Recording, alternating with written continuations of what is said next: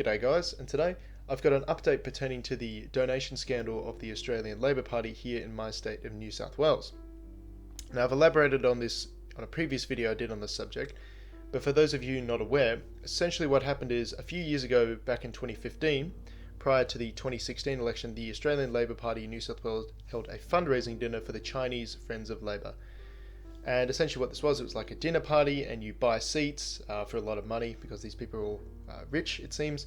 And then of course the money goes to the party and it helps them run a campaign and that sort of thing. Now what happened is there was one person in attendance at this dinner who was a Chinese billionaire and property developer, Huang Zimo. I'm probably butchering that name, but that's just the way things are with me and names. And Mr. Huang is forbidden from making donations because he's a property developer, and this is a rule in my state of New South Wales. So previously he was donating to both sides of the political aisle, but after this he obviously was not allowed to donate to this state election. Now what is being alleged, and again this is just an allegation at this point, it hasn't been proven, is that a few weeks after this fundraiser, this billionaire, Mr. Huang, arrived at the New South Wales Labor headquarters with a bag of cash totaling to $100,000, and he gave it to the then head of the New South Wales Party, Jamie Clements. Now, obviously, this is an illegal donation, and as I explained in my last video, it was the donation was attempted to be hidden through various means. It would look like a bunch of other people had donated the money, but then you look into who these people are, and they're all associates of this one individual. And do they have enough money to donate $10,000? Well, no, they're just a restaurant worker. But that's all in my previous video. I will link that below and you can check that out for a more in-depth look. Now the big piece of news coming out of the ICAC investigation so far is that Jamie Clements, the then leader of the Australian, or the New South Wales Labor Party I should say, lost his job, where he resigned later on in early 2016 following accusations of sexual misconduct. So what occurred after his resignation is that he turned for Mr. Huang to help. And essentially, Mr. Clements was allegedly given $200,000 to help him start his career as a consultant. Now, this is pretty suspect. Why is someone who's at the center of this investigation, there's talk of money moving around, illegal donations and stuff, why is he then doing favors for this New South Wales state politician? Well, the obvious train of thought that is, it's kickbacks. You did me a favor, you let me illegally donate this money, you turned a blind eye. Now you need a bit of help, and I'm going to help you out because, we're good buddies and that sort of thing.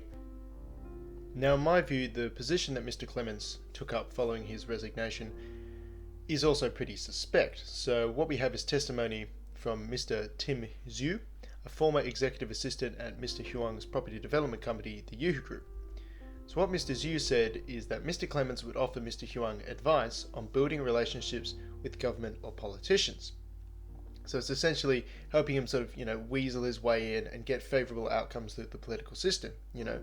I support you here, you can, give me a guaranteed infrastructure project, or you can help me develop a bunch of houses or something like that. Whether that's, above board or below board, that is potentially the type of thing that Mr. Clements would be helping Mr. Huang out. Now, Mr. Zhu also said a lot of other things that are also quite suspect and paint the picture that Mr. Clements was perhaps, far too friendly with Mr. Huang. He said that the pair met at the billionaire Mossman's mansion whilst he was head of the Labor Party, potentially inappropriate behaviour there, and that the pair had dined together in Chinatown. So these aren't, complete strangers.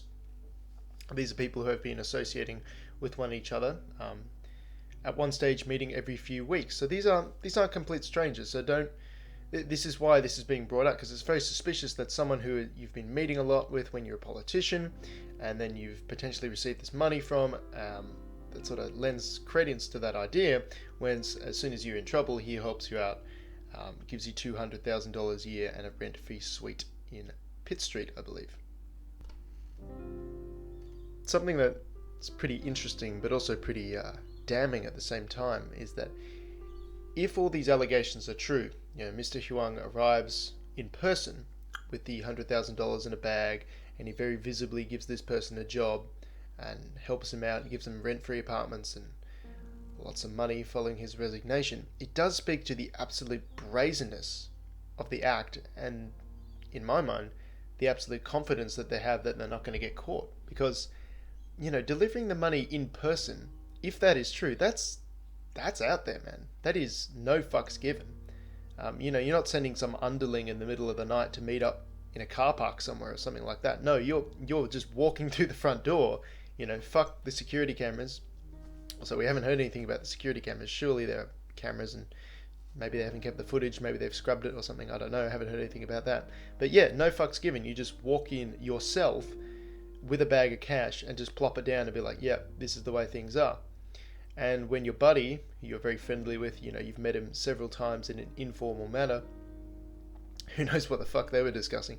When your buddy needs help, you're like, oh yeah, fuck yeah, dude, come live with me. Rent free, $200,000. Oh yeah, it's all above board. No one gives a shit. No one's gonna do anything. And it just, if you're that open about it and you just don't care that much, surely you're only doing that because you think you're among friends. And this really does beg the question, if this is the stuff that they're totally happy to be open about, he'll just walk in there by himself. That's pretty unbelievable. What are they hiding? What's the stuff that they don't want us to see? What's the stuff that they're actually bothering to attempt to hide? If this is the type of shit that we're catching on to, what else is beneath the surface, so to speak? It's pretty spooky stuff. I mean, I'd never vote for the Labour Party just based on principle. They're far, far, far too authoritarian for my liking. But, a lot of people do vote for them. And they were slated to win the last election by even the aggregate saying they were going to win by 5 points. Now, obviously, something was off in the polling and they didn't win. But these are the type of people that could be running the country. People who really don't give a shit if people just walk in brazenly, again, allegedly, hand over illegal donations, just no fucks given, right in front of everyone. Well, it wouldn't have been right in front of everyone, but you understand that if this allegation is true, he walked there in person because he didn't think he was going to get in trouble. He thought he was among friends. This is a guy who I've met up several times with. Who knows what we've been discussing? Potentially we're discussing backroom stuff, under the table stuff, kickbacks and this sort of thing. Oh, he's my mate, he needs help. I do him favors, he does me favors. And that sort of thing. These are the type of people that want to run the country, and they can't even run a campaign without breaking the fucking law. So it's pretty spooky stuff. But again, good to keep you all informed. Thanks all for sticking around, and have a good one.